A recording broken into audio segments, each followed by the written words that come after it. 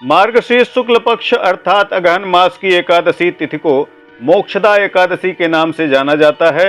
मोक्षं ददाति मोक्षदा अर्थात मोक्षदा एकादशी मोक्ष देने वाली होती है। एकादशी का व्रत धर्म, अर्थ, काम और मोक्ष चारों पुरुषार्थ को देने वाली होती है। मोक्षदा एकादशी व्रत तिथि, मुहूर्त, पूजा, महात्म, कथा तथा इसे करने से क्या फल प्राप्त होता है, ऐसी समस्त जानकारियों के साथ मैं काशी से सतीश चंद्र पांडे आचार्य कश्यप उपस्थित हूँ। आपका हार्दिक स्वागत है। यदि आप चैनल पर पहली बार पधारे हैं तो कृपया इसी तरह धर्म, व्रत, अनुष्ठान, ज्योतिष से संबंधित प्रामाणिक वीडियो देखने के लिए चैनल को सब्सक्राइब करने के साथ साथ बेल का आइकन अवश्य प्रेस कर लें, जिससे आने वाली वीडियो का नोटिफिकेशन आपको सबसे पहले प्राप्त हो सके। आइए धर्म, अर्थ, काम, मोक्ष देने वाली, समस्त मनोकामना की सिद्धि प्रदान करने वाली भगवान विष्णु की अत्यंत प्रिय मोक्षदा एकादशी की इस वीडियो का शुभारंभ करते हैं। एकादशी का व्रत सबसे विशेष और महत्वपूर्ण इसलिए माना जाता है क्योंकि यह समस्त पाप और ताप का शमन करने के साथ साथ चारों पुरुषार्थ को प्रदान करती है। भगवान विष्णु इस चराचर जगत के पालन करता हैं। वह सौंदर्य, ऐश्वर्य, लक्ष्मीवान हैं। इसलिए उनकी पूजा और आराधना से उनके भक्तों को भी इस लोक के समस्त भोग, ऐश्वर्य, सुख, लक्ष्मी, शांति प्राप्त होती है तथा अंत में वैकुंठ लोक प्राप्त हो जाता है।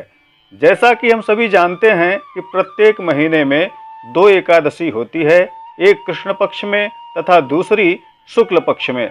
व्रत का विधान, पूजन विधान, नियम, आचरण सभी एकादशी में एक समान है।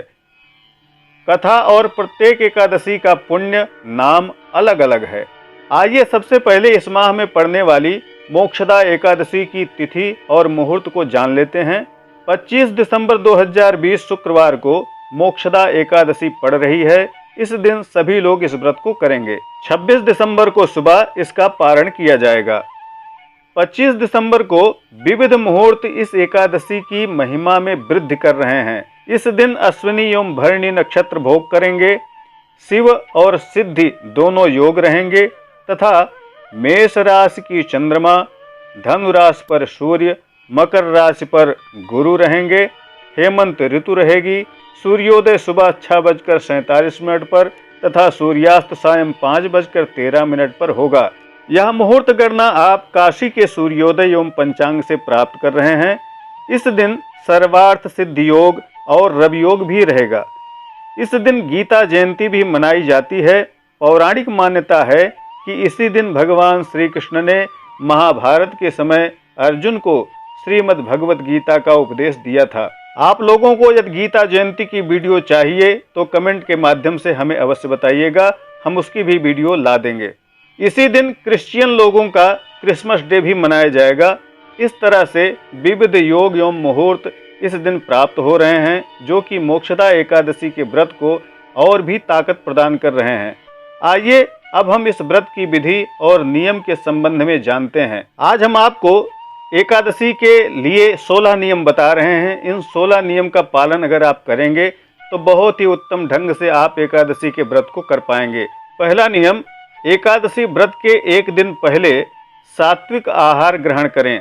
प्याज, लहसुन, गाजर, मांस, टमाटर, चावल, मसूर दाल भोजन में न खाएं। दूसरी बात, रात्रि में पूर्ण ब्रह्मचर्य का पालन करें। भोग विलास से दूर रहें। तीसरा, एकादशी के दिन क्रोध न करें, झूठ न बोलें। चौथी बात, एकादशी के दिन मंजन की जगह दातून का उपयोग करें, परंतु दातून को एक दिन पहले ही तोड़कर रख लें।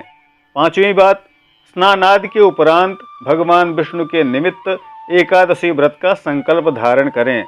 छठवीं बात का ध्यान रखें कि भगवान विष्णु की अपनी श्रद्धा, भक्ति, सामर्थ्य के अनुसार पूजन करें अथवा किसी ब्राह्मण के द्वारा पूजन कराएं। सातवीं बात, इस दिन फलाहार करें, अन्न भक्षण, तांबूल भक्षण, नशा आदि न करें।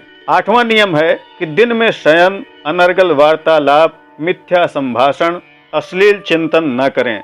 नौवीं बात, इस दिन बाल, नाखून, दाढ़ी आदि न बनवाएं।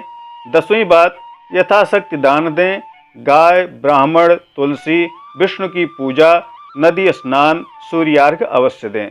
11वीं बात है कि व्रती को इस दिन गाजर, पालक, शलजम, गोभी, टमाटर, तिल आदि का भक्षण नहीं करना चाहिए। 12वीं बात, जो भी फल आप ग्रहण कर रहे हैं प्रथम वह भगवान को चढ़ाकर तब उसको खाएं। 13वीं बात का ध्यान रखें कि यदि कोई भूल चूक हो जाए तो भगवान विष्णु से उसके लिए प्रार्थना करनी चाहिए।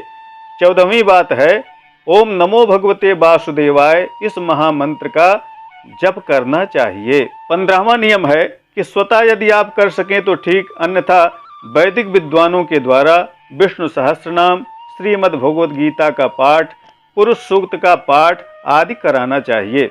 16वीं बात है कि भगवान विष्णु का हर समय चिंतन, अखंड दीप, रात्रि जागरण करना चाहिए। घी से ओम नमो भगवते वासुदेवाय इस महामंत्र से 108 बार हवन करना चाहिए। आइए अब मोक्षदा एकादशी की कथा का श्रवण करते हैं। बोलिए विष्णु भगवान की जय। एक समय गोकुल नगर में बैखानस नामक राजा राज्य करते थे। एक दिन राजा ने अपने स्वप्न में देखा कि उनके पिता नरक में दुख भोग रहे हैं और पुत्र से उद्धार की कामना कर रहे हैं। अपने पिता की यह दशा देखकर राजा अत्यंत व्याकुल हो उठे। प्रातःकाल उठकर अपने मंत्रियों से, ब्राह्मणों से उन्होंने मंत्रणा करके स्वप्न के विषय में पूछा।